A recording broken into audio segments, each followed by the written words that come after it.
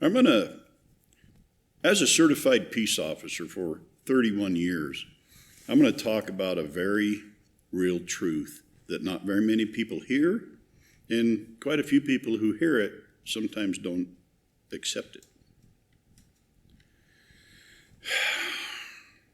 When we are confronted with the fact that somebody we love or somebody we care about, or maybe in law enforcement we have a victim or somebody's been harmed, there's this overwhelming urge to find out what happened. Let's find out what happened. How many times did you get hit? Where did you get touched? We want to spend and focus on what happened. And oftentimes, the victim or the survivor, they have an urge and a sense of urgency to just hurry up and say what happened. It's been my experience, and this has never proven wrong. What happened is probably not the most important thing to find out. It sometimes only takes a very few short minutes to say what happened. What about this? What about if we didn't spend so much time finding out what happened? What if we spent the vast majority of our time finding out what did it cause? Because that, to me, in my experience, is what the person needs the most. I understand you've been harmed. I understand you've had your control stolen. I understand that. And it's important in some circles and in some places and in some platforms. There will come a time to know what happened. But how many people focus on what did it cause? How many places do you have to go to talk about the conversations you have with yourself when you're trying to lower your price tag to the point you can cope with what happened to you? How many places are there in your instinctive support network that people understand the fact you're having night terrors, or you're breaking out in sweats and you can't breathe, and all of a sudden you hear a sound or smell a smell, or somebody looks at you in a certain way, and the next thing you know, you're under a desk hiding? Those are the things that are caused when you suffered an intimate harm. So many times, if you get the chance and somebody is trying to tell you what happened, listen patiently, but as soon as you can, talk about what did it cause. And we have found, and you will find, that if you focus on what caused, what has it done to you, that's where the work needs to be done. In our society, unfortunately, we have kind of developed an industry where there's a lot of people laser focused on what happened. Unfortunately, there aren't very many people or groups of people, there are some, who really are more interested in what it caused. That is where healing happens, though. You can say what happened to you 100,000 times and still be suffering from what it caused.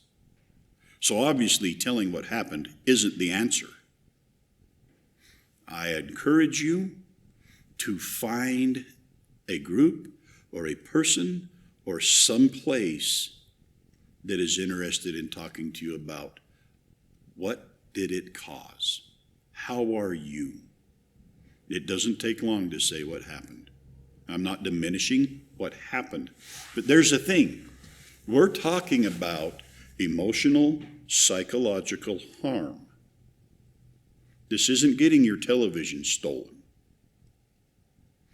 This is far deeper and far more intricate, and there are bigger consequences when you suffer an intimate harm. Because I'll just tell you this, you maybe know this, you're maybe going to hear this for the first time. When someone harms you in a sexual way, or an intimate, trusted, loving partner harms you physically or emotionally or morally, or causes you to not be in control, what has happened there is you have suffered a theft of control. We'd like to translate that into, oh, I see you have a black eye. I see you have bruises on your arm. I hear someone touched your genitalia. Those things are what happened.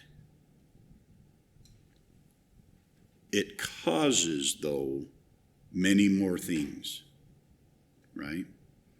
If you've suffered a bruise and everybody pays attention to the bruise that you have, ask yourself this. How many people are required for that bruise to heal? I'll wait.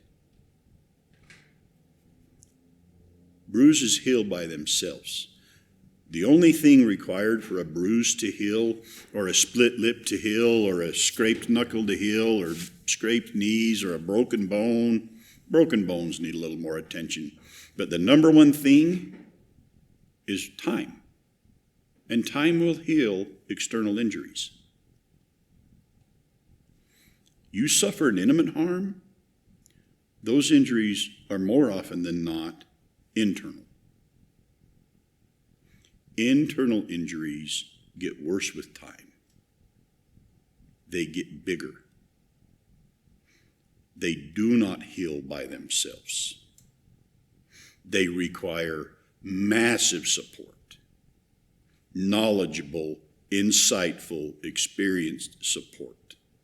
And if they're ignored, they get worse. Many times in my career, I'll talk to people in their 50s, 60s, 70s, and mid-80s that suffered the theft of control when they were a child. And they've never told anybody.